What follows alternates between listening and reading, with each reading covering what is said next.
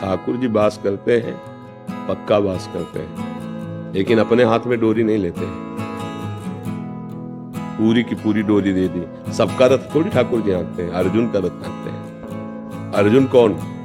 देखो तब तक नहीं बोले, चुपचाप मौन सारथी की तरह बैठे रहे। जब उन्होंने प्रभु से उतर के रथ से और प्रणाम किया और कहा मेरी चित्त वृत्ति मूढ़ हो रही है प्रभु, मैं अपने स्वभाव से क्षत्रिय धर्म से गिर रहा हूं, मेरे में कायरता रूपी दोष आ रहा है प्रभु, मेरी अब कोई सामर्थ्य नहीं रहेगी कि मैं समझ पाऊं कि मेरा कल्याण किसमें, इसलिए मैं आपके शरण में हूं, आपका शिष्य हूं। अब आप शुरू हो गए, रथ भी हाँक रहे हैं, वो अंदर भी सारथी बन के बैठ गए। उपदेश पूरा करके मोह का नाश कर दिया। सबके हृदय में भगवान बैठे हैं, गोस्वामी तुलसीदास जी लिख रहे हैं, सबके हृदय में बैठे हैं, पर बिल्कुल पर्दा डाले। 3 पर्दा पड़े, सतोगुण, रजोगुण, तमोगुण, श्वेत, लाल, काला, बिल्कुल नहीं दिखाई दे सकते। है देखो कहाँ है? और यही है, यही बैठे सबके हृदय देशे तिष्ठति, यही विराजमान है। अब ये पर्दा हटे तब उनका साक्षात्कार हो, फिर वो तुम्हें संभाल लेंगे।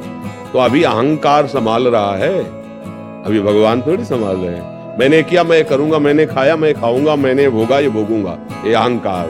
और सुनो राम कर सहज स्वभाव जन अभिमान, ये अभिमान समर्पित कर दो। अभी हाथ में डोरी हो जाएगी, पाप हो जाए तो मैं बता देना। अहंकार के कारण इंद्रिया और मन भोगों में लग रहे हैं। सारी खेल तो इसी का है। भगवान तो बैठे हैं लेकिन चुप बैठे हैं।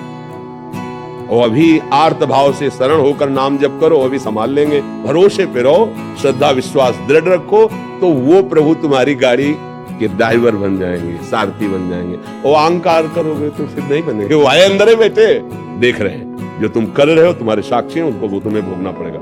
अवश्य में भोक्तव्यम कृतम कर्म शुभाशुभ। शरण में हो गए, मिटा दिया शुभ अशुभ और परमानंद की प्राप्ति करा दी। कभी आप भगवान का भजन करके भगवान के आश्रित होकर देखिए, तुम दूसरों को उपदेश करने लगो, भूल के भी पाप मत करना। तुम्हारा हृदय कहने लगेगा, जलाने लगेगा हृदय पाप की बात सोचने में। थोड़ा भजन करके तो देखो। नहीं आप बोलो अभी 4 महीने से भजन की बात आपने कही और आपके अंदर प्रश्न आ गया ना कि हृदय मन जो है तापित करता है, विषयों की तरफ जाता है, कैसे उसको रोके? आ गई ना बात।